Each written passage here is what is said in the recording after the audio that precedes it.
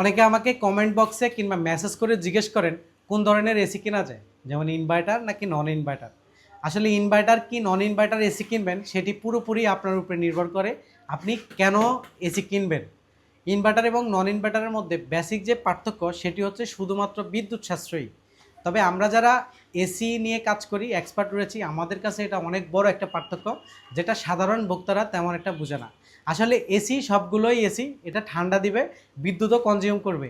বিদ্যুৎ বিল কম কিংবা বেশি আসার অনেক ক্ষেত্রটাই কাজ করে আপনার এসি ব্যবহারের উপরে নির্ভর করে। আপনি কি এসি লং টাইম ব্যবহার করবেন নাকি শর্ট টাইম, দিনে কত ঘন্টা এসি ব্যবহার করেন, এটার উপরে নির্ভর করেই আপনার এসি কেনা উচিত। ইনভার্টার এবং নন ইনভার্টারই না, কোন ব্র্যান্ড কিংবা কোন মডেল কিনবেন এটিও একটি চিন্তার বিষয় রয়েছে।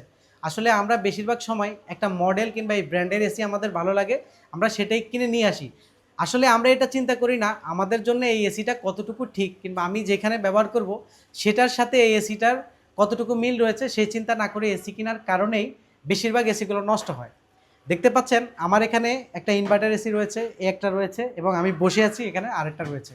তবে আমার অপর দিকে রয়েছে অনেকগুলা নন ইনভার্টারের এসি, যেগুলো এসির জগতে সবচেয়ে লেজেন্ডারি এসি, যেমন জেনারেল, অন্যান্য। তো আমরা আসলে সবচেয়ে বেশি কমপ্লেন পাই ইনভার্টার এসির ক্ষেত্রে।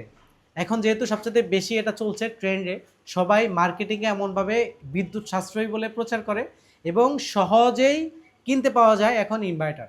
আগের তুলনায় দামও কমে আসছে, যার কারণে সবাই বিদ্যুৎ সাশ্রয়ী মনে করে কিনছে। তবে একটি বিষয় খেয়াল রাখলে আপনারা বুঝতে পারবেন, বিগত বছরগুলোর চেয়েও এখন ইনভার্টার এসি নষ্ট হওয়ার সংখ্যাটা অনেক বেশি। কয়েক বছর কিংবা কয়েক মাসের মধ্যে বারবার নষ্ট হয়, অনেক টাকা খরচ করতে হয়।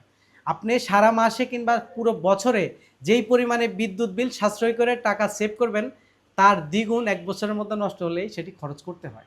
এবং কি এসি বাদ দেওয়ার মতো সমস্যাগুলো খুবই বেশি হয়, কারণ ইনভার্টার এসির এক্সপায়ার যে পার্টসগুলো রয়েছে সেগুলো অনেক দামি এবং খুবই রেয়ার। যেমন পিসিবি বোর্ড নষ্ট হলে সেটি খুব সহজে বাজারে পাওয়া যায় না এবং দামও অনেক বেশি। একটা পিসিবি বোর্ডের দাম দিয়ে আরেকটা এসি এক্সচেঞ্জ করে কেনা সম্ভব। তো আপনারা এসি কেনার বিষয়ে অবশ্যই এটা খেয়াল রাখবেন, আপনি ডেলি কত ঘন্টা এসি ব্যবহার করবেন। যদি 5-6 ঘন্টার বেশি এসি ব্যবহার করেন তাহলে আমি ব্যক্তিগতভাবে সাজেস্ট করি ইনভার্টার এসি কেনার। আর আপনি যদি 4-5 ঘন্টার কম ব্যবহার করেন তাহলে নন ইনভার্টার এসি আপনার জন্য বেস্ট। তবে আপনি কোথায় ব্যবহার করবেন, অফিস না বাসায়, টপ ফ্লোর কিংবা গ্রামে না শহরে, এই বিষয়গুলো আপনি একজন এক্সপার্টের সাথে পরামর্শ করে এসি কিনলে তাহলে আপনার এসিটা লম্বা সময় ধরে ব্যবহার করতে পারবেন কোনো রকমের সমস্যা ছাড়া, এবং রিপেয়ার কস্টটা অনেকটাই কমে আসবে। আর এসি কেনার পরে অবশ্যই এসি মেনটেন্যান্সের বিষয়ে গুরুত্ব দিতে হবে, তাহলে এসিটা অনেক লং টাইম